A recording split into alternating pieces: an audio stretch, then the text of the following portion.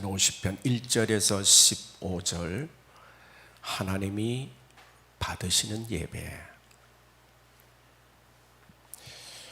제가 읽을 때에 잘 들으시고 눈으로 따라 보시면 좋겠습니다. 전능하신 이 여호와 하나님께서 말씀하사 해 돋는 데서부터 지는 데까지 세상을 부르셨도다. 온전히 아름다운 시온에서 하나님이 빛을 비추셨도다. 우리 하나님이 오사 잠잠하지 아니하시고 그 앞에는 삼키는 불이 있고 그 사방에는 광풍이 불리로다. 하나님이 자기 백성을 판결하시려고 위 하늘과 아래 땅에 선포하여 이르시되 나의 성도들을 내 앞에 모으라. 그들은 제사로 나와 언약한 그들이니라 하시도다. 하늘이 그의 공의를 선포하리니 하나님 그는 심판장의 심이로다. 내 백성아 들을지어다. 내가 말하리라. 이스라엘아 내가 내게 증언하리라. 나는 하나님 곧 내 하나님이로다. 나는 내 재물 때문에 너를 책망하지는 아니하리니 내 번제가 항상 내 앞에 있음이로다. 내가 내 집에서 수소나 내 우리에서 순염소를 가져가지 아니하리니 이는 삼림의 짐승들과 무산이 가축이 다 내 것이며 산의 모든 새들도 내가 아는 것이며 들의 짐승도 내 것이미로다. 내가 가령 줄여도 내게 이르지 아니할 것은 세계와 거기에 충만한 것이 내 것이미로다. 내가 수소의 고기를 먹으며 염소의 피를 마시겠느냐? 감사로 하나님께 제사를 드리며 지존하신 이에게 내 소원을 갚으며 환난 날에 나를 부르라. 내가 너를 건지리니 내가 나를 영화롭게 하리로다. 아멘. 시편은 50편으로 되어 있는 것을 우리 모두 잘 아실 것입니다. 여러분들이 시편을 읽으면 참 좋은 것이 뭔가 하면 앞서간 믿음의 사람의 신앙생활을 하면서 인생의 많은 고통과 시련, 희노애락을 경험하면서 하나님 앞에 간절히 기도하는 내용과 하나님을 찬양하며 높이 올려드리는 것으로 가득 차 있기 때문에 그렇습니다. 특별히 시편 50편은 모두가 다 저자가 있는 것이 아니라 101편은 저자가 있습니다. 그러나 49편은 누가 썼는지 알 수가 없습니다. 그래서 시편 101편 중 저자가 있는 사람들 가운데 73편은 다윗이 그 시를 썼고, 그리고 12편은 오늘 본문에 나타난 아삽의 시입니다. 이 아삽의 이름은 거두어 쌓은 자라는 그런 뜻을 가지고 있고, 그는 탁월한 시인일 뿐만 아니라 아주 음악의 조예가 깊은 사람으로 알려져 있습니다. 이 아삽은 다윗과 솔로몬 시대의 성전 찬양의 대표자였고, 그리고 그의 후손들이 모두 다 하나님을 찬양하는 후손들이었음을 성경을 통해서 우리가 알 수가 있습니다. 오늘 이 본문 말씀에서 특별히 아삽은 하나님 앞에 이 찬양을 하나님 앞에 드리면서 하나님이 받으실 만한 예배가 무엇인가에 대해서 우리에게 말씀하고 있습니다. 그래서 오늘 이 말씀이 우리가 일생에 그리스도인들에게 있어서는 예수 만나면 일생 동안 예배로부터 떠나서 살 수 없잖아요. 그런데 이 예배를 진짜 하나님이 받으실 만한 예배가 되기 위해서는 어떻게 해야 되는지 오늘의 말씀을 통해서 살펴보고, 그리고 우리가 하나님 앞에 바른 예배를 드리지 못하게 될 때 하나님께서 우리의 예배를 판결하신다는 것을 통해서 우리에게 다시 한번 경각심을 일으키게 됩니다. 그래서 먼저 생각하고자 하는 것은 하나님은 하나님의 백성들이 예배 드리는 그것을 불러 모으신다는 거예요. 오늘 그래서 그 하나님이 불러 모으시기 전에 오늘 본문 말씀에 보면 1절에 이렇게 말씀해요. 하나님의 이름을 세 가지로 표현하고 있습니다. 세 가지 호칭을 사용해요.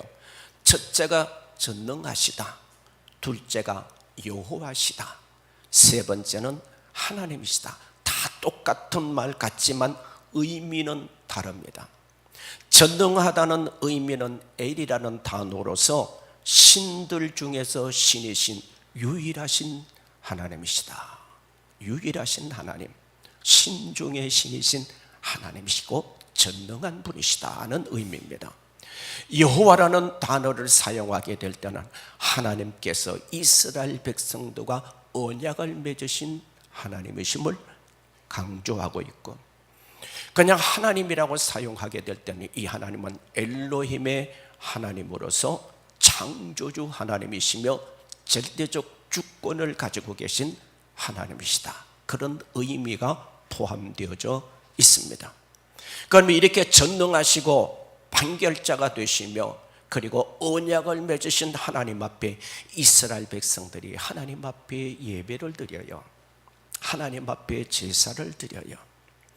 그런데 구약시대 때 예수님이 2000년 전 이 땅에 오시기 전에는 하나님 앞에 어떤 예배를 드렸는가 하면 제사 때마다 양이나 소나 염소나 이런 짐승들을 잡아서 그 피를 흘려서 드리는 희생의 제사, 즉 피의 제사를 하나님 앞에 올려 드렸던 것이죠. 이렇게 하나님 앞에 이스라엘 백성들이 하나님 앞에 예배를 드릴 때마다, 제사를 드릴 때마다 짐승을 잡아서 하나님 앞에 드리는데 하나님께서는 이렇게 말씀하십니다.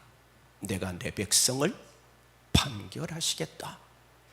무서운 말씀을 오늘 이 아삽의 시를 통해서 우리에게 보여줍니다. 왜 하나님께서 이렇게 이스라엘 백성들이 열심으로 하나님 앞에 제사를 드리는데 하나님께서는 제사를 드렸는데도 불구하고 하나님이 너희들을 판결하겠다라고 말씀하십니다. 그럼 진정한 예배라고 하는 것이 뭔가? 하나님이 받으실 만한 예배는 뭔가 하면요, 의로운 삶을 살면서 그 은혜에 감사함으로 드리는 예배여야 하나님이 받으신다는 사실이에요. 그런데 이스라엘은 하나님 앞에 제사를 드릴 때 하나님 앞에 제사만 드리면, 예배만 드리면 하나님이 받으실 줄로 생각했던 것입니다. 겉으로만 드리는 예배, 형식적으로만 드리는 예배, 마음에 없는 예배는 하나님이 받지 아니하시고 판결하시겠다고 말씀합니다. 하나님은 예배 자체를 받으시는 것보다도 하나님이 예배에 드리는 자의 자세를 보신다는 거죠. 그 중심을, 그 마음을 보신다는 의미가 포함되어져 있습니다. 우리는 매 주일마다 하나님 앞에 나와서 예배를 드립니다. 하나님 앞에 찬양도 드리고 감사의 예물도 드리고 성도와의 교제도 나눕니다. 그러나 우리가 하나님 앞에 드리는 이 예배가 하나님이 진짜 받으실 만한 예배인가? 하나님 앞에 드려지는 우리의 예배는 모두 하나님께서 기쁘게 받으시는가? 꼭 그렇다는 것은 아니라는 사실이죠.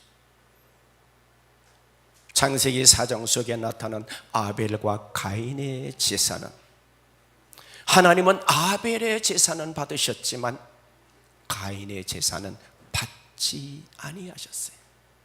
둘 다 똑같이 하나님 앞에 드렸는데 하나님은 누구 것은 받고 누구 것은 안 받았어요.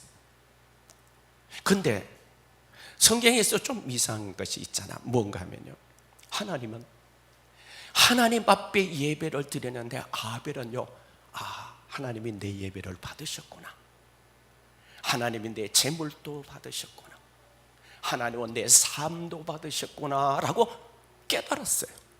이거 알게 됐다는 거죠.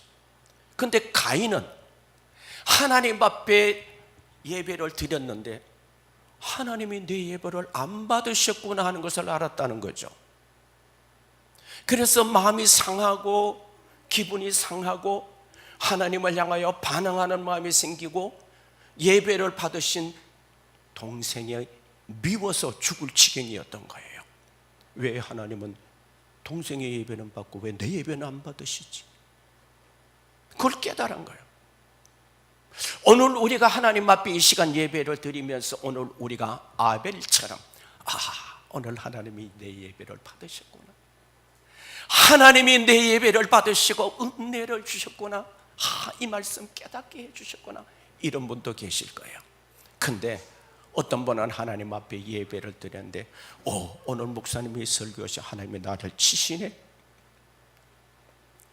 꼭 내 말씀 같다, 어떻게 알았지? 누가 고해 바쳤지? 그런 마음을 가지게 된다면 그 예배는 하나님 앞에 드려지는 예배가 아니라 감정이 섞인 것이라는 사실을 우리에게 알게 해주시죠. 우리가 하나님 앞에 예배드리면 하나님이 예배 받으셨어, 너무 기뻐, 하나님이 내게 주신 평안이 있어, 감사가 있어, 행복이 있어, 막 이렇게 하면 얼마나 좋겠어요. 그런데 가인처럼 예배를 드려도 별 감동이 없거나 하나님이 내 예배 안 들으셨네 라고 한다면 얼마나 아쉬운 일이겠습니까? 어느 날 예수님께서 제자들을 데리시고 사마리아로 가신 것을 우리가 너무나 잘 알죠. 하나님께서 한 여인을 만나게 되죠. 그 여인이 예수님과의 대화를 통하여서 그분이 메시아인 줄 알습니다. 그분이 그리스도인 줄을 알게 되어졌습니다. 그래서 이렇게 질문합니다. 어디에서 예배를 드려야 됩니까? 어디에서 예배를 드려야 됩니까? 그때 예수님께서는 이렇게 말씀하십니다. 어디에서 드리는 장소가 중요한 건 아니다. 진짜 예배란 뭐냐? 영과 진리로 드리는 예배다 라고 주님이 말씀하셨어요. 그러면 영과 진리로 드리는 예배가 뭘까? 영으로 드린다는 예배는요, 하나님과 나와 교통하고 있다는 얘기예요. 지금 우리 안에 누가 계세요? 성령이 계세요. 고린도 3장을 통해서 우리에게 말씀드린 하나님이 영이 우리 안에 오셔서 우리를 뭘 삼으셨다? 성전 삼으셨다. 우리 안에 하나님의 영이 오시게 될 때 우리는 하나님과 영적으로 교통되기 때문에 하나님이 내 예배를 받으시는 것을 알게 되어지는 거예요. 영과 진리로 드리라는 말씀, 진리 대신 예수 그리스도며 진리 대신 하나님의 말씀 안에서 우리가 예배 드리게 될 때 그 예배가 하나님이 받으시는 예배라는 것이죠. 그래서 우리가 하나님 앞에 나와서 이 한 시간 예배 드리는 시간은요, 단순히 이 자리에 온 것만이 아니라 하나님과 나와 만남의 시간이에요. 하나님과 나와의 교통의 시간이고, 하나님이 내게 하시는 그 말씀을 내 가슴 속에 새겨서, 말씀으로 새겨서 그 말씀으로 내가 살아가였다고 하는 결단이 바로 하나님 앞에 올바르게 드리는 예배의 모습이죠. 그런데 이스라엘은 오늘 본문 말씀에서 아삽의 시를 통하여 또한 이사야 선지자를 통하여 우리에게 주시는 말씀을 보면 이스라엘 백성들은 하나님 앞에 열심히 제사드려요. 열심히 예배를 드려요. 그런데 하나님이 그 예배를 안 받으셨다는 거예요. 이사야 1장 11절 말씀의 내용을 한번 보겠습니다. 여호와께서 말씀하신데 너희의 무수한 제물, 무수한 제사가 내게 무엇이 유익하냐? 나는 순양의 번제와 살찐 짐승의 기름에 배가 불렀다. 나는 수송아지나 어린 양이나 순염소의 피를 기뻐하지 아니하노라. 너희가 내 앞에 보이러 오니 이것을 누가 너희에게 요구하였느냐? 내 마당만 밟은 뿐이니라. 내 마당만 밟을 뿐이니라. 하나님이 원하시는 예배가 아니다. 나는 피로서 드리는 제사를 기뻐하는 것이 아니다. 자, 그 다음 9절을 보십시다. 13절부터 헛된 재물을 다시 가져오지 말라. 분양한 내가 가정이 여기는 바여 월삭과 안식일과 대회로 모이는 것도 그러하니 성회와 아울러 악을 행하는 것을 내가 견디지 못하겠군. 여러분이 단어를 잘 보십시오. 하나님 앞에 안식의 날 예배드려요, 하나님 앞에 제사드려요. 그런데 돌아서서는 뭐래요? 악을 행하는 것을 하나님이 견딜 수가 없다는 거예요. 하나님 앞에 예배는 드리는데 삶의 현장으로 가서는 악을 행하고 있어. 내가 견딜 수가 없다. 하나님을 견디지 못하게 하는 것, 바른 예배가 아니라는 사실이에요. 그래서 내 마음이 너의 월삭과 정한 절기를 실하네. 그것이 내게 무거운 짐이 되어졌어. 내가 지기에 곤비하였느니라. 이 곤비하다는 말의 의미는 라라는 단어로요, 지쳤다, 실증났다, 내 마음이 상한다, 그런 뜻이. 하나님이 기뻐하는 예배를 드리지 아니할 때 하나님은 지치신다고, 실증이 난다고 하나님이 말씀하시는 거예요. 왜 그럴까요? 하나님 앞에 바른 예배가 아니었다는 사실이죠. 예레미야 15장 6절 말씀에는 이렇게 말씀하고 있습니다. 여호와께서 이르시되 네가 나를 버렸고 내게서 물러갔으므로 내게로 내 손을 펴서 너를 멸하였노니 이는 내가 뜻을 돌이키기에 지쳤음이로다. 그들이 올바른 예배, 하나님 앞에 바른 삶을 살지 못하고 하나님을 버리고 하나님으로부터 떠나게 되어졌음으로 인해서 내가 너희를 멸하기를 원했지만 그 뜻을 돌이킬 수가 없다. 그렇게 하나님이 말씀하시니까. 예레미야 선지자는 어떤 선지자입니까? 이스라엘의 범죄로 인하여서, 유다 백성이 범죄로 인하여서 바벨론의 침공에 무너지게 될 것을 선지자를 통해서 말씀하신 것이죠. 왜? 하나님을 버린 백성이기 때문에, 하나님을 멀리한 백성이기 때문에 하나님이 진노하시겠다고 말씀하시는 거지요. 사람이 피곤하면 모든 것이 다 귀찮듯이 하나님을 떠난 이스라엘 백성들을 향한 하나님의 진노의 뜻을 돌이킬 수가 없다고 말씀하고 계시는 거예요. 다시 말하면 하나님을 바로 알지 못하면 하나님 앞에 예배 드리는 것이 형식이 되고 외식이 되고 마음에 없는 예배가 될 수밖에 없다는 것을 우리에게 보여주시는 것이죠. 그렇다면 왜 하나님께서 하나님 앞에 예배 드리는 이스라엘 백성들을 왜 하나님이 판결하시겠다고 말씀할까요? 너희들이 드린 예배를 내가 재판하겠다고 하나님이 말씀하시는 그 이유는 어디에 있을까요? 그것은 바로 하나님과 하나님 백성과의 관계가 언약의 관계였기 때문에 그렇다는 거예요. 그래서 성경 말씀에 보면 1절에 보면 이렇게 말씀합니다. 전능하신 네 여호와 하나님께서 말씀하사 해 돋는 데서부터 해 지는 데까지 온 세상에 있는 모든 하나님의 백성들을 부르신다. 모든 백성, 열방의 모든 백성, 하나님을 믿는 모든 백성들을 다 부르신다는 거죠. 해 지는 곳도 있고 해 뜨는 곳도 있잖아요. 지구가 돌기 때문에. 그래서 온 세상 속에 있는 모든 하나님의 백성들을 다 부르셔요. 이 부르신다는 단어가 또 무슨 단어예요? 뭔가 하면 선포하다, 소환하다라는 의미예요. 소환한다는 단어의 뜻은 뭔가 법정적 의미예요. 하나님의 백성이 하나님 앞에 올바른 예배를 드리지 못하게 될 때 하나님이 소환하셔서 판결하시겠다. 무시무시한 말씀이죠. 엄청난 충격의 말씀이기도 한 거죠. 그래서 4절 5절에서 이렇게 말씀합니다. 하나님이 4절 5절 자기의 백성을 판결하시려고 위 하늘과 아래 땅에 선포하여 이르시되 나의 성도들로 내 앞에 다 뭐라? 그들은 제사로 나와 언약 언약한 이들이니라. 나와 제사로 언약했다. 그러면 하나님이 이스라엘 백성들과 언제 언약하셨어요? 언제 언약하셨을까? 출애굽기 24장 8절을 봅니다. 같이 한번 읽어볼까요? 모세가 그 피를 가지고 백성에 뿌리며 이르되 이는 여호와께서 이 모든 말씀에 대하여 너희와 세우신 언약의 피니라.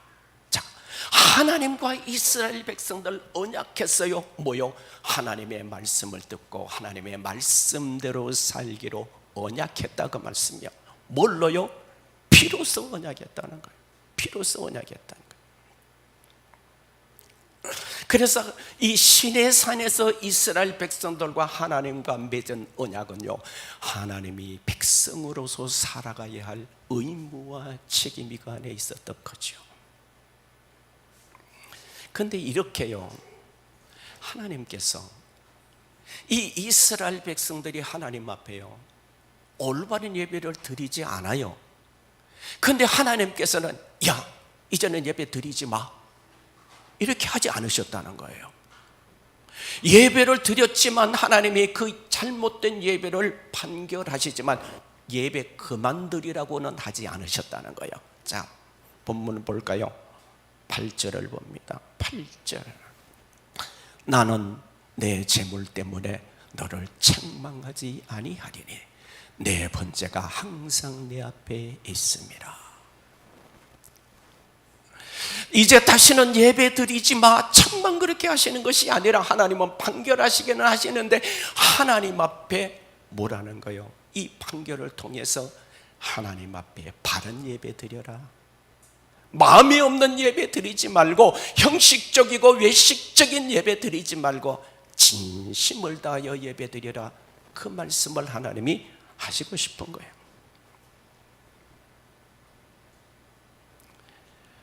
오늘 우리가 하나님 앞에 예배를 드릴 때 자리만 채운다고 생각하지 마십시오. 어쩔 수 없이 나는 이 자리에 와 있다고 생각하지도 마십시오. 이왕 이 자리에 왔다면 하나님 앞에 온 마음을 쏟아부어 예배 드려야 합니다. 예배는 그리스도인들의 삶의 중심이에요.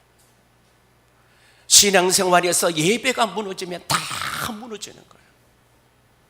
이스라엘 백성들이 왜 예배가 하나님 앞에 향한 예배가 무너지기 때문에 하나님을 떠나게 된 거예요. 하나님의 진노를 받게 된 것이죠.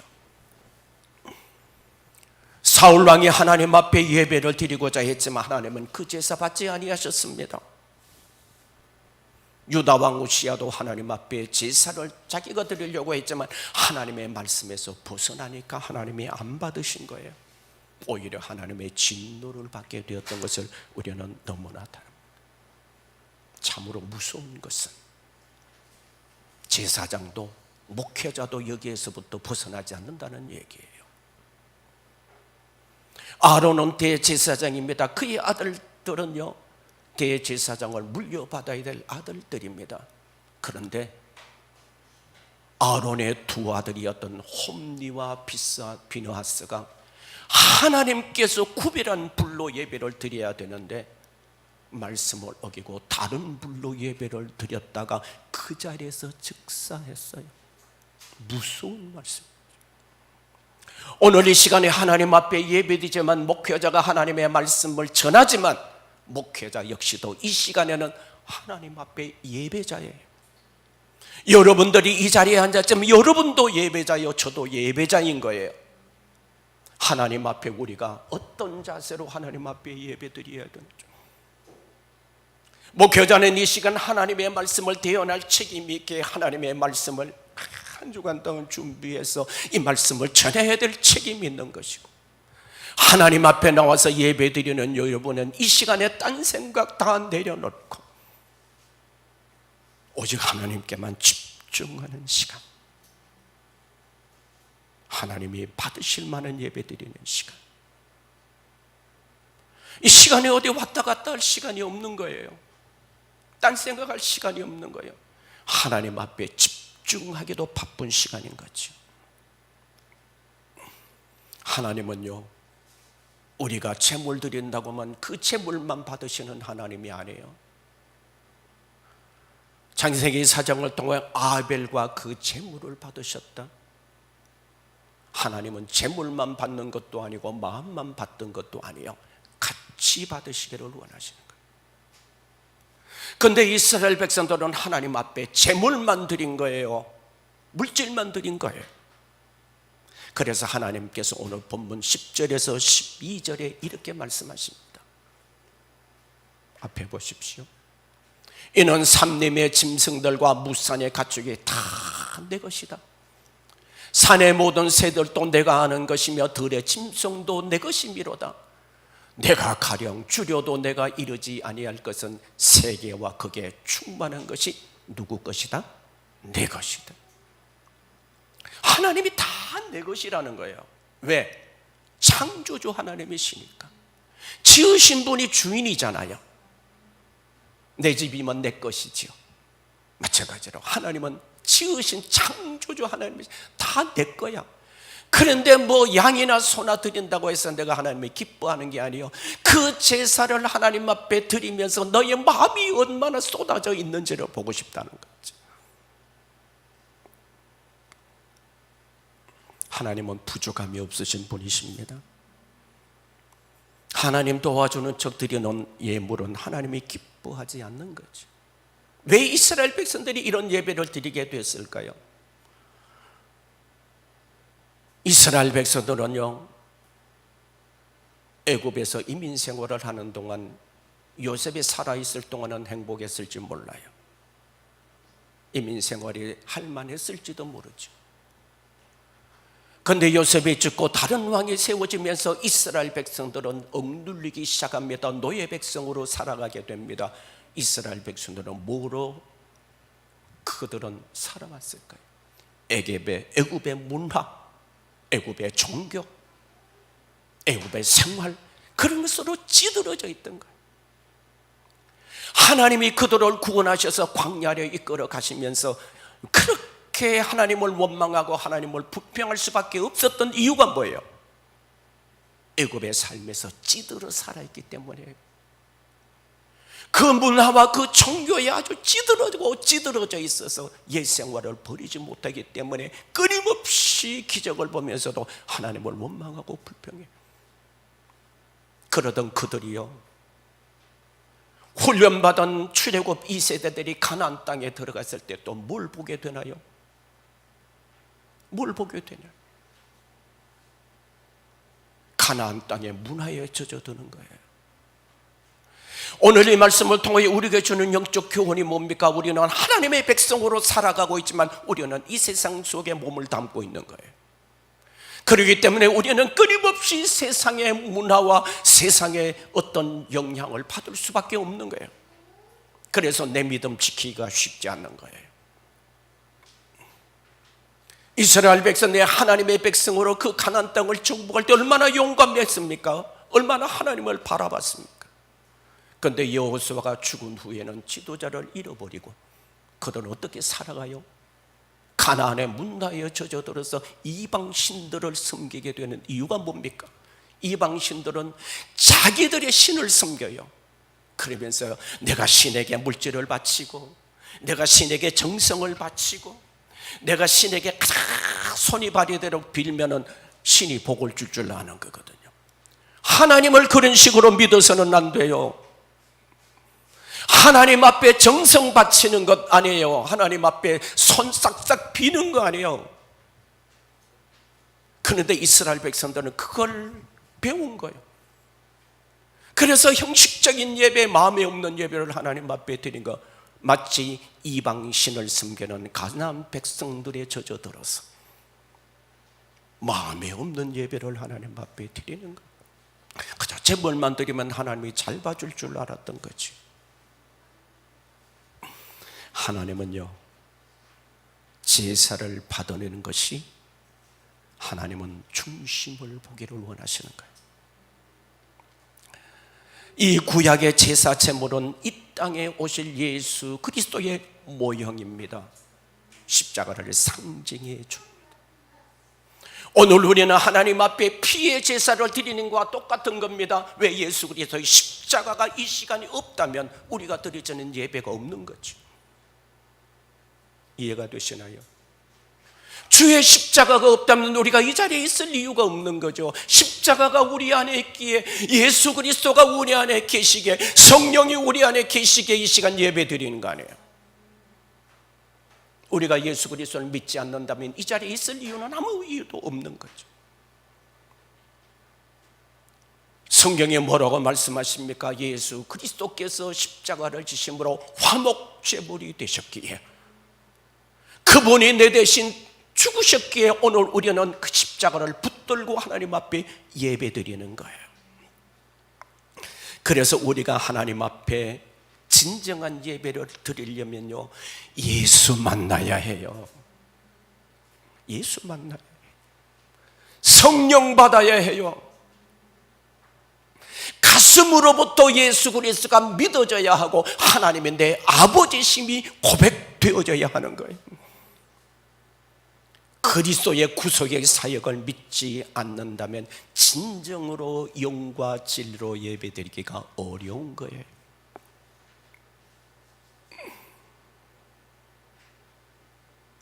순종이 없는 제사, 순종이 없는 제물, 마음이 없는 제물 하나님은 받지 아니하세요.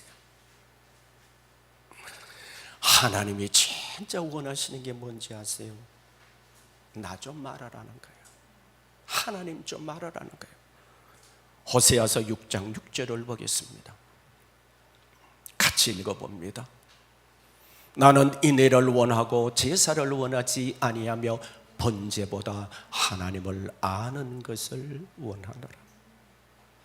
하나님의 눈물 어린 말씀이에요. 여러분, 우리가 하나님을 얼마나 알고 있을까요?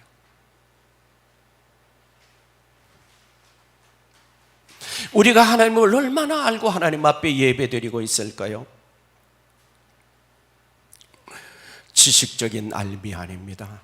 하나님은 창조주시지, 예수님은 날 위해 죽으셨지, 나는 하나님의 자녀지, 이것이 지식적이서는 안 된다는 거예요. 뭐예요? 주님을 체험해야 되는 거예요. 주님을 만나야 되는 거예요. 이스라엘 백성들은 하나님의 기적을 보고 하나님의 율법을 다 알고 있었지만 하나님 앞에 예배가 헛된 예배였어요. 율법으로 드리는 제물 위에 하나님의 역사하지 않으셨다는 거예요. 은혜가 있어야 되는 예배라는 거죠. 성경에서 욥기를 보면 이렇습니다. 욥은 이렇게 말합니다. 온전한 사람이었다, 허물 없는 사람이었다, 정직했다, 하나님을 경외했다, 악에서부터 떠났다. 그런데 욥은요, 하나님을 깊이 있게 알지 못했어요. 저를 보십시오. 욥이 하나님을 깊이 있게 알았을까요? 하나님 앞에 순전했고 정직했고 허물도 없었고 부자였고 하나님도 경외했어요. 그런데 하나님 깊이 있게 알지 못했어요. 그런데 그 어느 날 욥에게 놀라운 일이 일어납니다. 자식이 죽게 되고 재물을 다 잃게 되어지고 아내도 잃어버리게 되고 자신은 병들게 되고, 이게 뭐야? 이게 뭐야? 욥은 얼마나 당황했을까요? 그래도 하나님을 경외하는 마음이 있었기에 하나님을 붙잡습니다. 하나님 앞에 부르짖습니다. 답답한 거예요. 왜 내게 이런 일이 있지? 내가 하나님을 경외하고 하나님을 섬기고 내가 선한 일을 그렇게 많이 했는데 왜 하나님이 내게 이런 고난을 주시냐는 거죠. 왜? 뭐 때문에? 하나님이 그렇게 마귀에게까지 칭찬하신 그 욥이 왜 이런 고난을 당해야만 하느냐는 거죠. 그는 잘못한 것이 없었어요. 하나님을 경외하고 바로 살았을 뿐이에요. 근데 고난이 찾아왔어요. 나중에는 먼 지역에서 참으로 마음 다하여 가깝게 지내던 친구들까지 찾아와서 그 욥이 고통받는 모습을 보고 일주일 동안 말을 하지 못할 정도로 고통스러운 욥을 바라보기도 합니다. 다 잃은 거예요. 다 잃어버렸어요. 하나님 앞에 부르짖습니다. 하나님, 도대체 이게 무슨 일이십니까? 왜 이런 일이 있어요? 내가 고난당할 때 고난당하는 이유를 알면 이겨내기가 쉽지요. 그런데 고난의 이유를 모르는 거예요. 그런데 여러분, 욥기서를 읽어보면 38장에 하나님이 놀라운 말씀을 하십니다. 하나님이 놀라운 말씀을 하세요. 욥기서 38장 2절을 여러분 집에 가서 보세요. 하나님이 이렇게 말씀해서 한마디로 말해서 너 나 알아? 라는 말씀이에요. 하나님이 욥에게 물어요. 너 나 알아? 광야에 비를 내리는 것 알아? 저 번개가 치고 우레가 치는 것 너 알아? 산짐승들이 새끼를 낳는 것을 네가 알아? 하나님께서 막 계속해서 욥에게 묻습니다. 너 알아? 너 알아? 너 알아? 너 아는 거야? 하나님께서 욥에게 단도직입적으로 묻습니다. 너 나 아냐고? 이 세상 돌아가는 거 아냐고? 하나님의 창조 세계를 아냐고 하나님께서 물으시게 될 때 욥이 두 손 바짝 들면서 하나님 앞에 고백합니다. 내가 하나님 앞에 유구문입니다. 하나님 앞에 무엇을 안다고 말할 수 있겠습니까? 그동안 친구들을 대화를 통해서 나 이렇게 살았어, 나 이렇게 바르게 살았어, 내 착한 일만 해서 고아를 돌보았어, 과부도 돌봤어, 어려운 사람도 나 그냥 내버려 두지 않았어. 다 자기 일을 자랑한 거죠. 근데 하나님께서 너 나 알아 하시니까 하나님이 하신 일을 네 아느냐고 물으시게 될 때 욥이 거기서 끄꾸러졌던 거예요. 하나님 앞에 푹 끄꾸러진 욥이 내가 무슨 말을 할 수 있겠습니까? 그의 마지막 고백이 뭐였습니까? 내가 전에는 귀로만 들었었더니 이제는 하나님을 봅니다. 이제 하나님 좀 알았어요. 오늘 우리의 신앙과 오늘 우리 믿음이 동일합니다. 우리가 하나님의 말씀을 귀로만 듣는 신앙이 되어서는 안 된다는 거죠. 귀로만 듣는 신앙은 우리의 삶의 역사가 일어나지 않아요.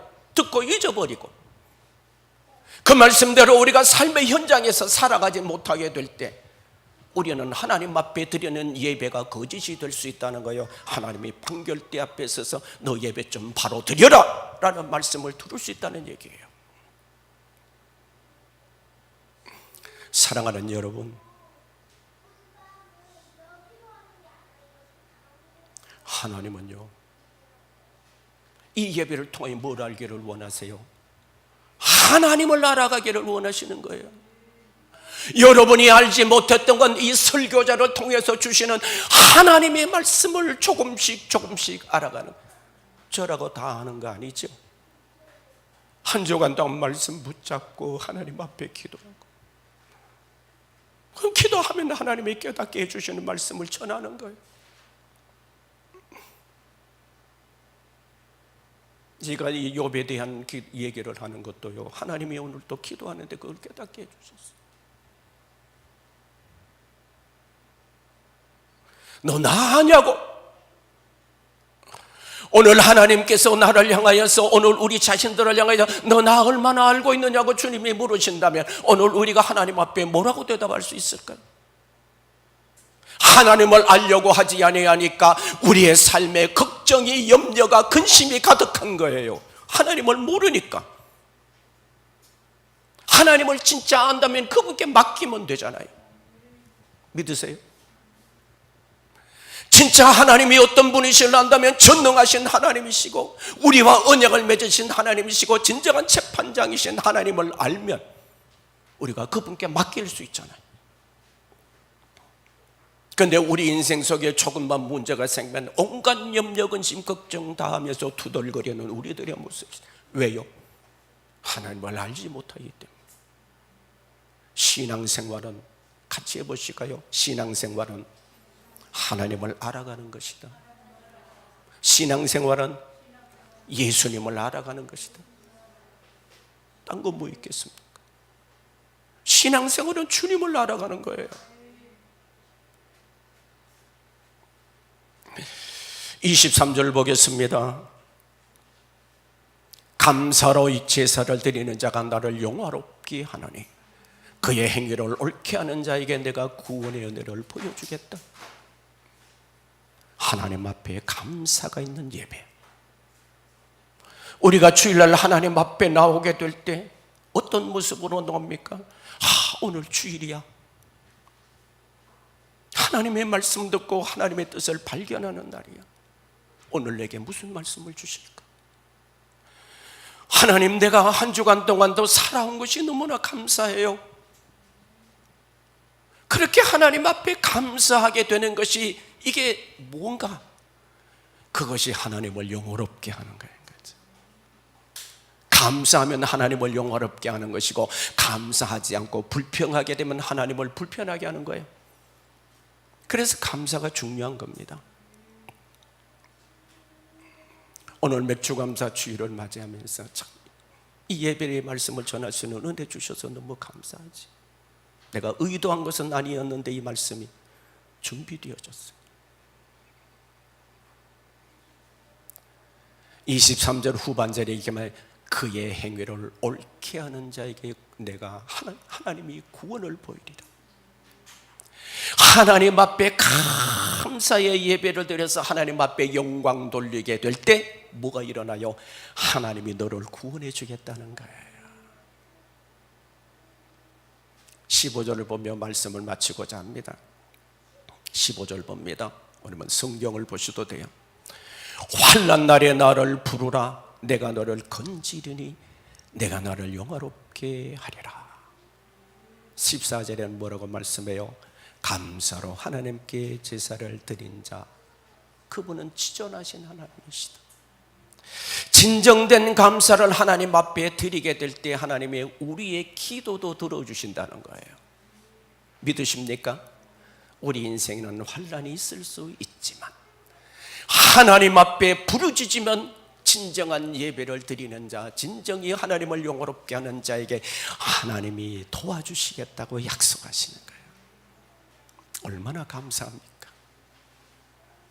참으로 좋으신 하나님. 예배만 잘 드리면 세상 말로 말하면 수지 맞는 거예요. 여러분, 저도 이 말씀 준비하면서 제 자신 많이 돌아봤어요. 내가 목회자이면서도 내가 하나님이 진짜 기쁨에 드리는 제사였나? 내가 하나님이 받으실 만한 예배를 드렸는가? 그냥 성도들에게 말씀 전하기를 바라는 마음에서 한 것만은 아닌가? 내가 하나님 바라보고 해야 되는데 진정한 예배를 드렸는가? 하나님 앞에 회개하는 마음으로 이 말씀을 준비한 거예요.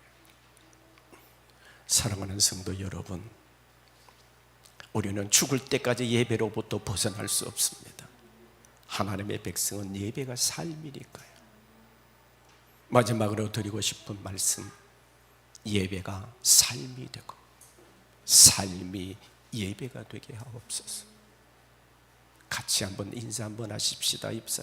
예배가 삶이 되고 삶이 예배가 되는 생활. 아멘. 여기에 하나님의 기적이 따라오는 거예요. 여기에 하나님이 축복 달라 하지 않아도 축복이 오는 거예요. 이런 복이 우리 모두의 가정과 삶 위에 이 민족에게 있었으면 좋겠습니다.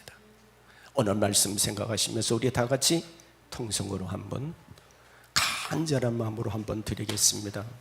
하나님, 내가 수없이 수많은 예배를 하나님 앞에 드렸지만 하나님이 제일 진짜 받으실 예배는 몇 번이나 들었을까요? 내가 어떤 마음으로 하나님 앞에 예배드렸습니까? 그저 하나님 앞에 늘 구하기만 했지 진정으로 하나님 앞에 감사함으로 하나님을 영원하게 한 게 내가 몇 번이나 있었던가. 돌아보면서 우리의 부족함을 고하고 내 영혼에 하나님은 내주셨어. 산 예배, 영의 예배, 진리의 예배를 드릴 수 있는 삶이 되도록 우리 다 같이 결단하는 마음